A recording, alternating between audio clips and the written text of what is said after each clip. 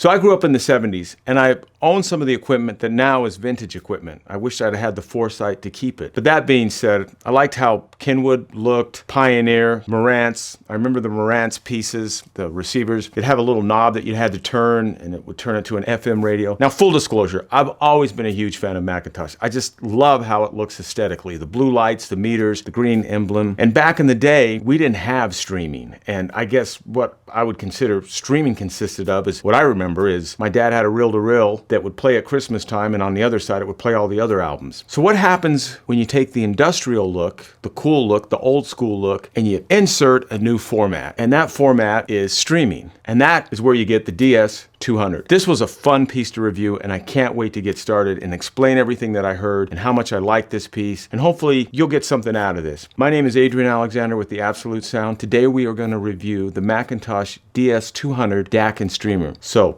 stay tuned, let's get started.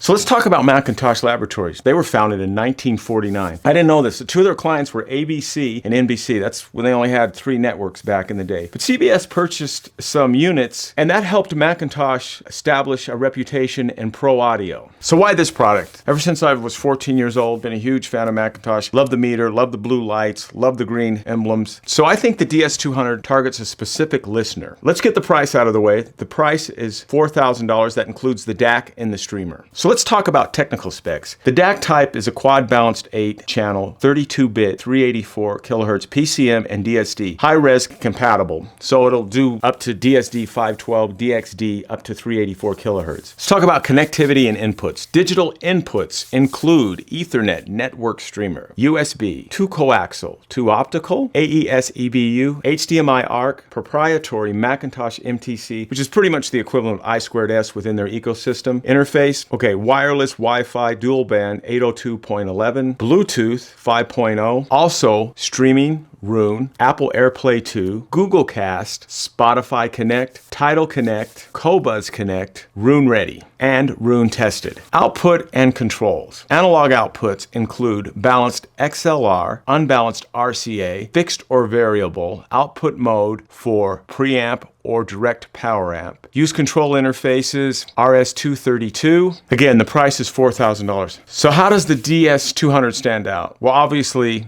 it's got the classic McIntosh look. That's the black front with the green lights behind it. It's unmistakably McIntosh. It's built like a tank, and it looks like it'll last forever. And now that I've talked about aesthetics, let's talk about what we all want to hear. How did the DS2000 sound? One of the things I did hear in the sound quality is it was a big layered soundstage. And what I mean by that, it seemed like the DS200 threw a wide and deep soundstage, especially with good recordings. Now that doesn't mean bad recordings sounded bad. It just means I want to focus on good recordings right now. For instance, the instruments occupied real space, not just the left and right, but I also could hear the front and back, and the layering was strong. The vocals, they tended to float forward naturally. In other words, they weren't too much in your face, and it was a natural sound. It didn't seem like it was being shoved at you. Now, with some other DAC and streamers, I've heard that before. Now, again, full disclosure, I used to own McIntosh stuff. One of the things I loved about McIntosh is their mid-range, and this shined in this area, the DS200. This is where I think McIntosh earns its reputations. The vocals sound full. It was human. The guitars and the pianos, they sound sounded exactly where they were supposed to be, and the overall presentation wasn't thin. In other words, it didn't sound kind of weak towards the back of the soundstage. It just sounded the way I would expect it to sound in listening to live music. Another thing I want to address is sometimes listening to digital music or any music for a long period of time, sometimes it gets a little fatiguing. Now, with the DS200, that wasn't the case. I actually listened to music for 3 hours straight, and I could have kept listening for another 3 hours. Speaking of classics like McIntosh, so what songs did I listen to? Well, Frank Sinatra. Love Frank Sinatra. One of my favorite songs is The Summer Wind. And this is what this DAC produced. At least this is what I heard. I use this song as a reference DAC. This song is a piece that I listened to as a reference piece. His phrasing was three-dimensional. His voice didn't have a whole lot of weight, and it was forward. And that's where I think the DAC was doing its best. Now, in other DACs, when I've listened to that, it didn't quite sound the way it should have sounded. The orchestra was behind him and not on top of him. And these are all pluses, and I was really surprised by that. The DS200 separated the depth, not just the left and right, but Sinatra's voice was clearly forward, and I could tell. And also the orchestra, which I love, was in back of him. It didn't sound like it was on top of him. And as the vocal, his voice was exactly where it was supposed to be. So the DAC didn't push the voice forward. It didn't give it that harshness. His voice didn't jump out at me. It was just a smooth, silky sound. That's how I would describe it. Let's talk about some of the other genres that I listened to and how it sounded through the DS200. I listened to classical, female vocals, and jazz. Let's start with jazz. I've always been a fan of the upright bass, and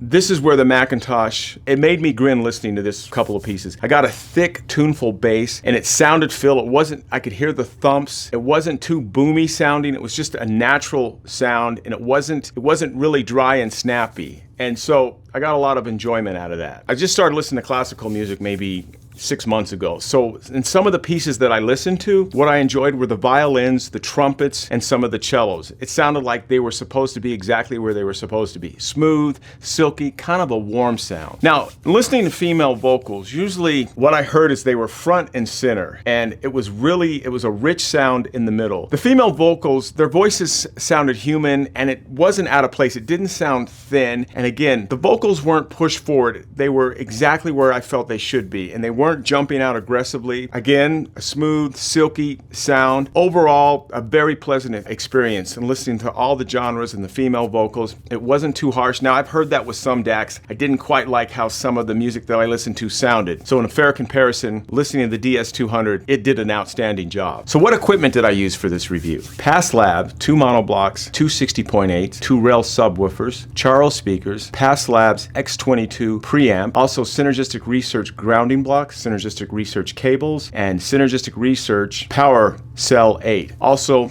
with the DS200. So who is this DAC not for? Well, in my opinion, if you're on a tight budget, if you don't already have an amp or preamp, and if you don't care about high-res music, DSD files, and different formats, then this DAC probably isn't for you. And that's okay. At $4,000, that may be too much for some people. So who is this DAC for? Well, in my opinion, serious music lovers, audiophiles who want to get the most out of the formats, DSD files, high-res files, streaming services, Qobuz, Tidal, and are willing to pay a premium price. Again, at $4,000, you know, this may not be in your budget, but at $4,000, if it is in your budget, I have to say I have listened to a lot of DACs and streamers, and personally, I think they should charge more for this DAC. I'm glad that they don't, but they could actually charge more and justify it. I'm the glass is 3/4 of the way full kind of guy. You know, I don't like to speak negatively about things, but I really enjoyed reviewing the DS200, but the one thing I would say that I didn't really care for is the remote, and let me explain why. I mean, it doesn't light up at night. It's small, and for us that are a little bit older and, you know, need to wear glasses, it was a little bit much. So if you're gonna use this at nighttime, make sure you have a light that you can see it. There's not an app for it yet. I talked to McIntosh, and eventually I guess they're gonna come out with one. I know they have one for all their preamps, or for some of their preamps, but right now, currently, they do not have an app for that. So fair warning, but hey, it's not a reason not to purchase the product. I'm just saying I didn't care for the remote. Conclusion, I had a blast reviewing this DAC streamer. As I mentioned at the beginning of the video,